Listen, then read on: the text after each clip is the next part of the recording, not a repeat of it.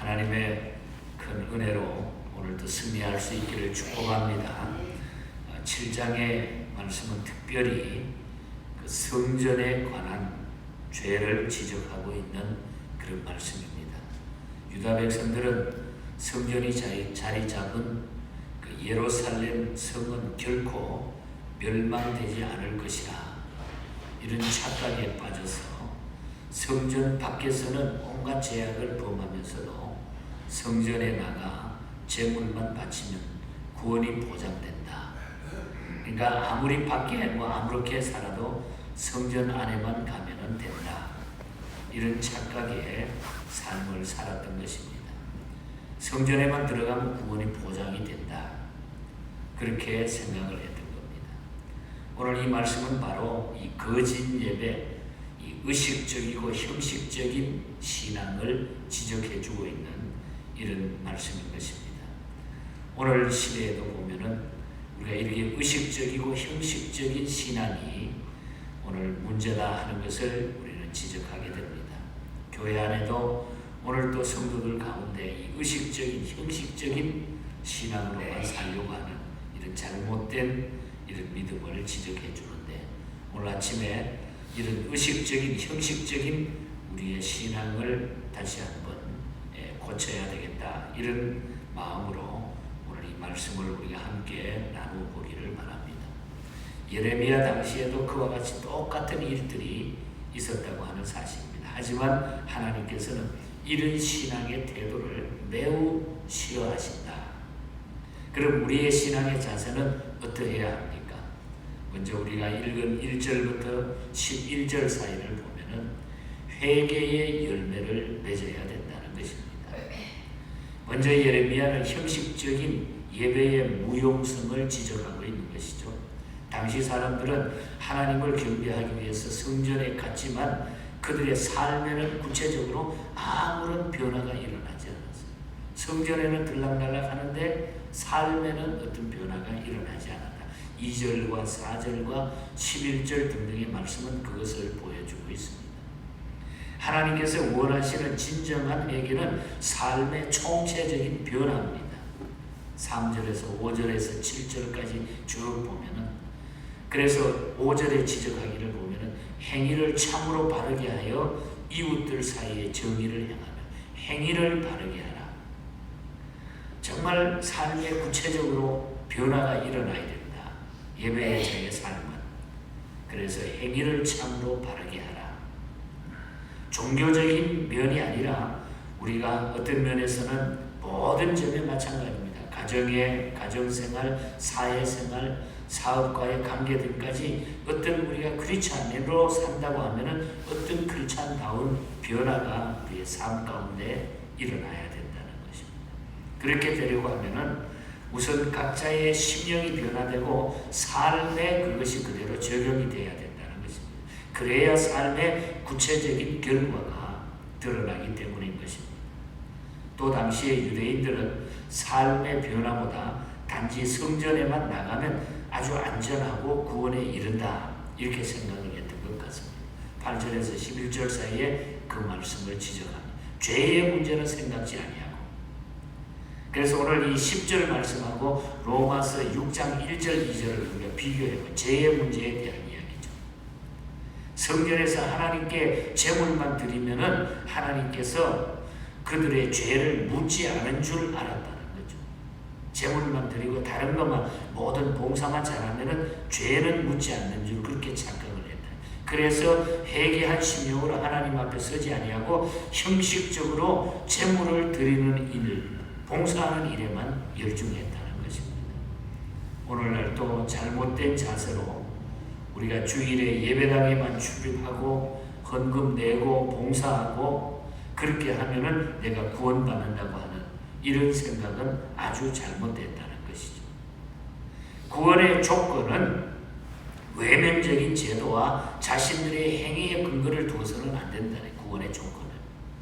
구원은 우리의 행위에 관계없이 뭐라고 그러죠? 성경은 전적인 하나님의 은혜로 이루어진다 그랬습니다. 에베소서 2장 8절과 9절에 분명히 구원은 우리의 행위에 관계없이 전적인 하나님의 은혜로 이루어진다. 그러므로 구원은 누구든지 하나님께 나와 회개하고 예수님을 구주로 믿으면 구원을 받는다.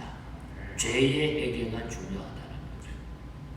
이런 형식적인 것을 우리가 탈피할 수 있습니다. 하지만 생활에 변화가 없다고 하면, 정말 예수를 믿는데 우리의 생활에 변화가 없다면 회개도 믿음도 확신도 거짓이고 결국 구원에 이르지 못하게 된다는 것입니다. 그래서 중요한 것은 회개의 열매가 맺어져야 된다. 회개의 열매가 맺어져야 된다. 그 다음에 12절부터 20절 사이를 보면은, 그렇기 위해서는 우리는 하나님의 말씀을 잘 들어야 된다는 거죠. 당시 사람들은 하나님보다 예루살렘 성전 자체를 의지하고 하나님께서 거듭거듭 하시는 말씀도 듣지 않았다는 거예요. 성전이 더 중요하고 외형적인 것이 더 중요했다. 그래서 하나님께서는 자신이 처음 경배 받으시던 실로의 파멸을 예로 들어가지고 성전 자체를 의지하고 말씀을 듣지 않는 백성의 신앙이 헛됨을 지적하고 있습니다. 12절에서 15절 사이에 그 말씀을 하고요. 특별히 12절에 보면, 너희는 내가 처음으로 내 이름을 둔 처소 실로에 가서 내 백성 이스라엘의 악에 대하여 내가 어떻게 행하였는지를 보라. 유다 백성들은 여호와께서 새벽부터 부지런히 말하여도 듣지 않았습니다. 불러도 대답지 않았습니다. 계속 불러도 대답하지 않았다. 이것은 악의 관영에서 심판이 확정되어 있었기 때문입니다. 그래서 하나님께서는 에브라임의 온 자손을 쫓아냄같이 말씀 듣지 않는 이스라엘 백성을 쫓아내겠다. 그렇게 오늘 성경이 말하고 있죠. 하나님께서는 또 예레미야에게 유다인을 위해서 기도하지도 말라. 내가 다 쫓아내는 거다. 기도하지도 말라. 그래서 16절에 보면, 그런즉 너희는 이 백성을 위하여 기도하지 말라. 그들을 위하여 부르짖어 구하지도 말라. 내게 간구하지 말라. 내가 내게서 듣지 아니하리라. 하나님께서 심판하시겠다는 거죠. 기도해도 듣지 않겠다. 그렇게 말씀을 하고 있습니다. 그것은 하나님이 미워하시는 일을 그들이 계속하고 있기 때문에,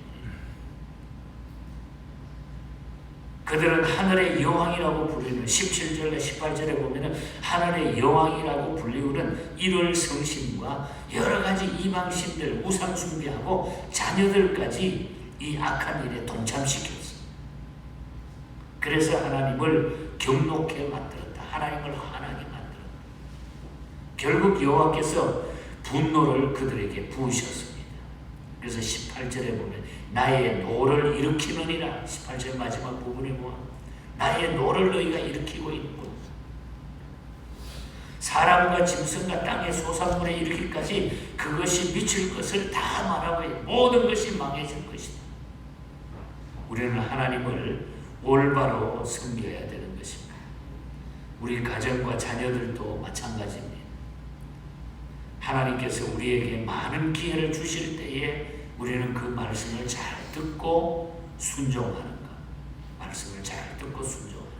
그래서 우리는 하나님의 말씀이 외쳐질 때 하나님의 말씀을 잘 듣고 늘 순종하는 이 믿음으로 살아가야 된다는 것이죠. 끝으로 21절부터 마지막 34절까지 쭉 보면은 하나님께 순종함에 대한 이야기를 계속해서 반복해서 말하고 있습니다. 하나님께서는 희생 제사보다 삶 속에 순종을 더 원한다는 거예요. 말씀에 순종하는 걸 더 원한다. 당시 유다 백성들은 제물을 바치는 것이 유행처럼 되어서 가난한 사람도 비싼 소나 양을 번제로 바쳤습니다. 그런데 그것이 되게 부담이 되었어요. 없는 사람이 그걸 그냥 억지로 만들어서 바치려고 그러니까 얼마나 힘들었겠어요. 그것이 율법으로 정해져 있었기 때문이고, 또 그렇게 해야만 하나님이 구원해 주신다고 잘못 생각했고 잘못 믿었기 때문에, 얼핏 보기에는 21절을 보면 하나님께서 그 제물을 잡수신 것으로 보이지만 실은 그렇지가 않다는 얘기죠. 하나님께서는 열조를 애굽 땅에서 인도한 날에 번제나 희생에 대해 말씀하지 않았습니다. 사실 따지고 보면 희생 제물을 드리는 것을 명하지 않으시고 오직 말씀을 듣고 순종하는 것을 하나님은 더 원했다는 거죠. 희생 제물을 드리는 것을 명령하지 않고 오직 하나님의 말씀을 듣고 순종하는 것을 하나님은 더 원하셨다. 하나님께서는 우리에게 좋은 것 주시기를 원하십니다. 그래서 하나님은 내 목소리를 들으라. 내 목소리를 들으라. 자꾸 목소리를 들으라. 그거 듣고 순종하라. 그래서 23절에 보면 그러잖아요. 오직 내가 이것을 그들에게 명령하여 이르기를 너희 목소리를 들으라. 그리하면 나는 너희 하나님이 되겠고 너희는 내 목소리를 들으라. 그리하면 나는 너희 하나님이 되겠고 너희는 내 백성이 되리라. 너희는 내가 명령한 모든 길로 걸어가라. 그리하면 복을 받으리라. 복을 받으리라. 하나님의 목소리를 들으라. 하나님께서는 말씀 듣고 순종하는 것을, 그래서 성경에는 제사보다 훨씬 좋다 그랬어요. 그래서 우리가 잘 아는 사무엘상 15장 22절 사무엘이 그러잖아요. 순종이 제사보다 낫다. 저들은 형식적으로 예배를 드렸지만 마음과 생활은 전혀 하나님을 따르지 않았어요. 24절에서 28절까지 그것을 지적하고 있습니다. 그것은 그들의 꾀와 강팍한 마음 때문이었다 그래서 24절에 보면 악한 마음의 꾀와 완악한 대로 행하여, 꾀와 강팍한 마음, 꾀를 낸 거죠. 그리고 강팍한 마음, 그것 때문이었다. 그래서 여호와께서는 선지자들을 보내서 말씀하십니다. 그러나 듣지 않습니다. 꾀를 부리기 때문에 듣지 않습니다. 말씀을 듣지 않아서 계속적으로 말씀의 일꾼들을 보내가지고 회개할 것을 촉구했지만은 그들은 끝까지 청종하지 않았다. 순종하고 따르지 않았다는 거죠. 도리어 교만해가지고 목을 쭉 내밀고 자신들을 드러내면서 이전보다 더 악을 행했다. 그래서 26절에 보면 그러잖아요. 너희가 나에게 순종하지 아니하였며 귀를 기울이지 아니하고 목을 굳게 하여 너희 조상들보다 더 악을 행했다. 아주 더 교만해져가지고 더 악을 행했다. 그러니까 하나님께서는 이 백성을 그냥 둘 수가 없고 심판하시겠다고.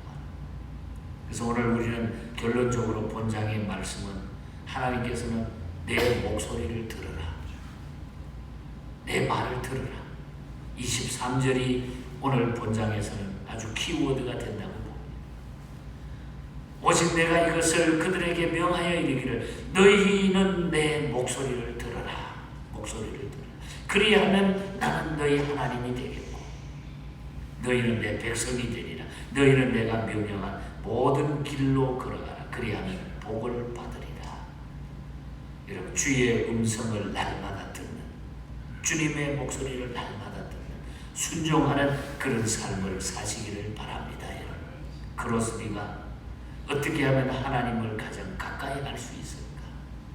가까이 할 수 있을까? 그러다가 히브리서 10장 22절 말씀을 듣고 나가지고 깊은 고민에 빠졌어요. 히브리서 10장 22절에 참 마음과 온전한 믿음으로 하나님께 가까이 나가라. 가까이 나가라. 그래서 이 말씀을 묵상하면서 기도하는 중에 우리가 즐겨 부르는 219장 찬송 가사를 그는 쓰게 되는 겁니다.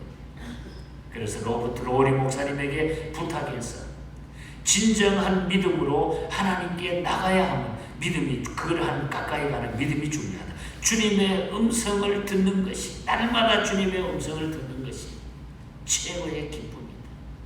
그래서 주의 음성을 내가 들으니 사랑하는 말일세. 믿는 마음으로 주께 가오니 나를 영접하소서. 그리고 3절 가사가 너무너무 귀해. 주의 보좌로 나갈 때 어찌하니 기쁠까. 주의 얼굴을 항상 배우니 더욱 친근합니다. 여러분, 친근하다. 주님의 얼굴을 배우니 너무너무 친근하다. 우리가 이금준한 이 시대를 주님하고 날마다 가까이 계시면서 친근하게 지내시기를 바랍니다. 그것이 최고의 복이죠. 이것이 바로 구원받은 하나님의 백성들이 바로 사는 믿음의 삶이라는 것. 주의 얼굴 항상 배우니 더욱 친근하다. 내가 매일 십자가 앞에 더 가까이 가 구세주에 흘린 보배 피로써 나를 정케 하소서. 이 찬송 고백이 저와 여러분의 고백이 되시기를 바라고, 더욱 우리는 주님께로 가까이 나가 주의 음성을 들을 수 있는 목소리를 들어. 너희는 내 목소리를 들으라. 들으라. 오늘 아침에 우리 스스로에게 주시는 말씀은, 너희는 아무개야 내 목소리를 들으라. 목소리를 들으라. 이 믿음으로 이 한 주간도 복되게 사시고 승리하시기를 주님 이름으로 간절히 축복합니다. 하나님 아버지 감사합니다. 죄악으로 빠져나가고 하나님의 틀을 벗어나기 위해서 유다 백성들이 몸부림쳤을 때에, 우상으로 달려갔을 때에 성전 안에서만 예수 잘 믿는 것처럼 살았고, 이 형식적이고 대표적인 이 모습을 바라본 우리 하나님께서 선지자들을 통하여 주의 말씀을 외쳤건만 듣지 아니했을 때에 우리 하나님은 계속해서 내 목소리를 좀 들으라. 내 목소리를 들으라. 말씀해 주신 이 말씀이 오늘 이 시대에 우리에게 주시는 메시지인 줄 믿습니다. 주님의 음성을 듣고 주님과 친근하게 살아가는 저희들이 되게 하여 주시옵소서. 이 믿음으로 오늘도 승리하게 하시고, 이 한 주간에도 우리 모든 예언의 가족들 신명을 붙잡아 주시고 축복하여 주시옵소서.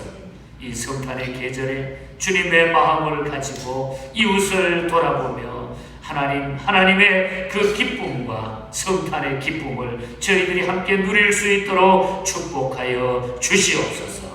거룩하신 예수님 이름으로